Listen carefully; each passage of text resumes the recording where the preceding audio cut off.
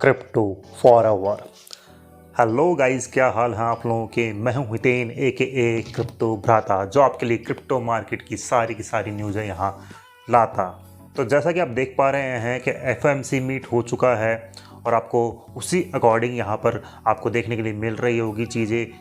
लेकिन अब आप वेट कर रहे होंगे यहाँ पर कि ऑल्ट कॉइन में कब रैली आएगी, ऑल्ट कॉइन कब पंप होंगे, ऑल्ट कॉइन का खून कब खोलेगा, जिससे आप अच्छा सा अच्छा प्रॉफिट बना पाएँ, मैक्सिमम से मैक्सिमम प्रॉफिट बना पाएँ। वो चीज़ आपको देखने के लिए नहीं मिल रही होगी। तो उसी के ऊपर आज ये पूरा वीडियो है। बहुत ही शॉर्ट और क्विक रखने वाला हूँ। प्लीज़ समझने की कोशिश कीजिएगा और नहीं समझ पाए तो दोबारा रिपीट करके देखिएगा और लाइक शेयर सब्सक्राइब तीन नहीं करके जाइएगा दोस्तों। देखिए दोस्तों, सबसे पहले बात करते हैं हम यहाँ पर ऑल्ट कॉइन में रैली क्यों नहीं आ रही है या ऑल्ट कॉइन क्यों पंप नहीं हो रहे हैं। कि जितना ये बिटकॉइन, ये मानिए 50% से 100% का पंप मार चुका है, यानी कि $15,000 से लगभग 29, 30, 28 तक का पंप मार चुका है। तो आप देख सकते हैं कि ऑलमोस्ट डबल हो चुका है, 100% पंप हो चुका है बिटकॉइन। लेकिन कोई भी ऑल्ट कॉइन इतना पंप नहीं हुआ अभी तक। क्यों? उसका एक मेन कारण है, मेन रीज़न है दोस्तों, बीटीसी की डोमिनेंस। वो चल रही है अभी 47, 48, 49% के लगभग। यानी कि यहाँ पर मानिए कि जो पूरे मार्केट में जितना भी पैसा है, सपोज मानिए 1 ट्रिलियन है, तो 1 ट्रिलियन में से 500 बिलियन है वो पैसा सीधा सीधा बिटकॉइन में है। और इसीलिए मार्केट में डोमिनेंस यहाँ पर ज़्यादा हो रही है बिटकॉइन की। और इसीलिए जब पैसा सबसे ज़्यादा बिटकॉइन में है तो बाकी ऑल्ट कॉइन में पैसा ही नहीं है, तो वो पंप कैसे होंगे आप बताइए मुझे। विदाउट पैसा तो पंप हो नहीं सकते हैं, क्योंकि जैसे ही पैसा आएगा, जैसे ही ऑल्ट कॉइन्स में बाइंग आएगी तभी तो वो पंप होंगे।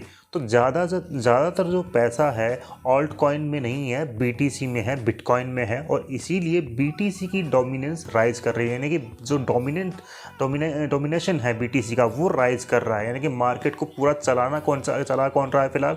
बिटकॉइन। हालांकि बिटकॉइन ही चलाता है, लेकिन अभी जो मैक्सिमम पैसा है वो बिटकॉइन में है और इसीलिए ऑल्ट कॉइन्स यहाँ पर पंप नहीं हो रहे हैं दोस्तों। ये एक मनी फ्लो की तरह काम करता है कि जैसे जो मनी है सर्कुलेट किस तरह से करता है। तो सबसे पहले हम यहाँ समझ लेते हैं कि सर्कुलेट करने के लिए सबसे पहले जो पैसा है मार्केट का, यानी कि जो लोगों का पैसा, वो सबसे पहले जाता है बिटकॉइन में। जी हाँ दोस्तों, सबसे पहले जाता है पैसा बिटकॉइन में। उसके बाद में जाता है दोस्तों वो लार्ज कैप कॉइन्स जैसे कि इथेरियम है, या फिर ये मानिए कि KSM वगैरह हैं, बड़े बड़े LTC वगैरह बड़े बड़े जो कॉइन्स हैं उनमें जाता है। उसके बाद में फिर मिड कैप कॉइन्स हैं, जैसे कि हमारा मान सकते हैं LTC वगैरह है, ETC वगैरह है, BNB वगैरह है, सोल वगैरह, मतलब ये जो KSM वगैरह KDA वगैरह हैं, ये कॉइन्स हैं, इनमें जाता है। और उसके बाद में पैसा वहाँ से जब लोग प्रॉफिट बुक करते हैं तो फिर आता है लो कैप कॉइन में, या जिनको आप बोलते हैं पेनी कॉइन्स, उनमें आता है दोस्तों। जैसे कि RSR वगैरह हो गए हैं, ऐसे कॉइन्स जिनकी जो रेट है या जिनका मार्केट कैप है बहुत ही कम है दोस्तों। प्राइस की बात करें तो ये मानिए कि $1 है, $1 से भी कम के हैं। तो वो ऐसे कॉइन्स आते हैं पेनी कॉइन्स, या फिर ये मानिए कि लो कैप कॉइन्स, उनके अंदर पैसा आता है और इस तरह से मनी चलता हुआ जाता है। हर कॉइन हर सेक्टर वाइज चलता हुआ जाता है और लास्ट में आता है मीम कॉइन में।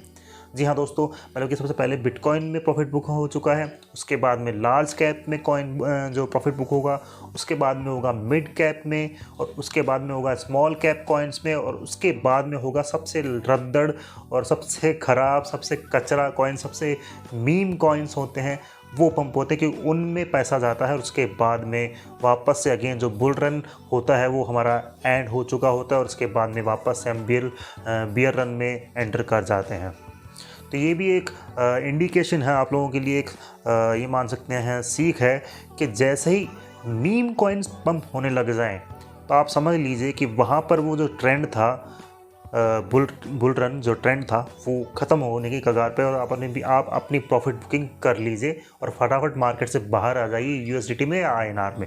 और उसके बाद में बियर रन का वेट कीजिए कि कब कॉइन 90% गिरते हैं और वापस से उनको अकोमुलेट करिए, और वो उनको वेट कीजिए, होल्ड कीजिए, अकोमुलेट कीजिए, होल्ड कीजिए उनको, ताकि आप उनको अच्छे से अच्छे प्रॉफिट में सेल कर पाएँ, 10x 50x तक सेल कर पाएँ दोस्तों। तो ये एक तरह का मार्केट सिनेरियो होता है। तो इस चीज़ का हमें वेट करना होगा दोस्तों। अब बीटीसी की डोमिनेंस है, अब वो थोड़ा सा सिनेरियो उसका ऐसा बन रहा है कि ऑल्ट कॉइन कुछ ही हफ्तों में या दिनों में आ सकता है दोस्तों। तो उसी के ऊपर बात करेंगे हम चल के चार्ट्स के ऊपर कि वहाँ क्या रहता है। चलिए चार्ट्स के ऊपर चलते हैं। हेलो गाइस, क्या हाल है आप लोगों की। मैं आ चुका हूँ इस चार्ट्स के ऊपर, जो है बीटीसी का डेली कैंडल का चार्ट।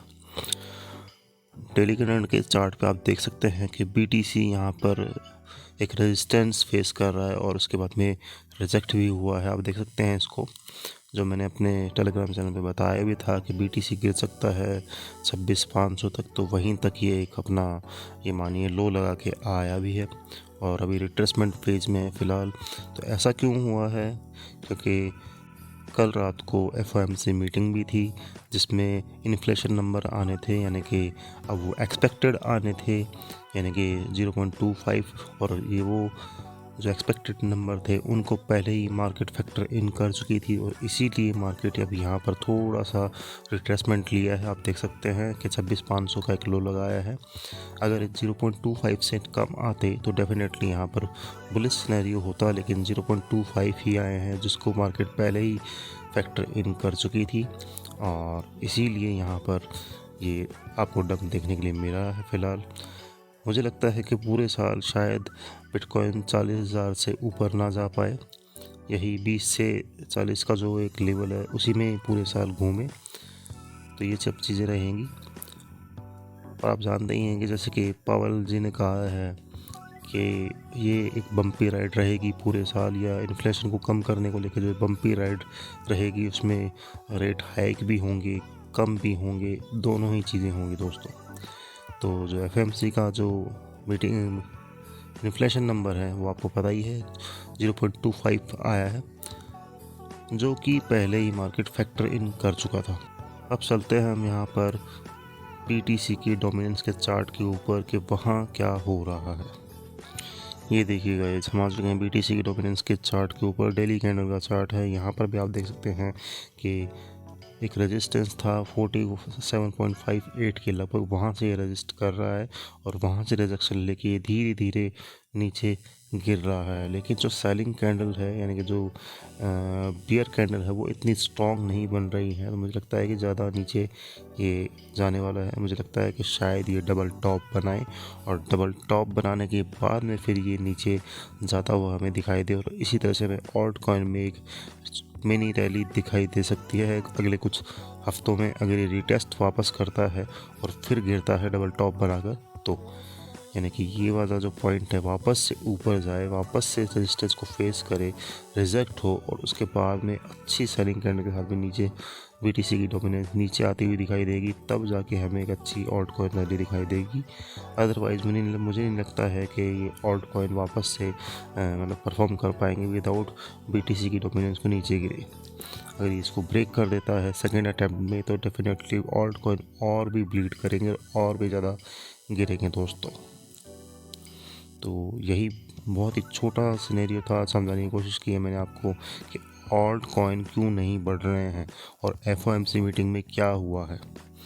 अगर वीडियो अच्छा लगा हो, इन्फॉर्मेटिव लगा हो, तो प्लीज़ कमेंट कीजिएगा, लाइक शेयर सब्सक्राइब तीनों ही कीजिएगा दोस्तों। मुझे दीजिए इजाज़त। Crypto forever.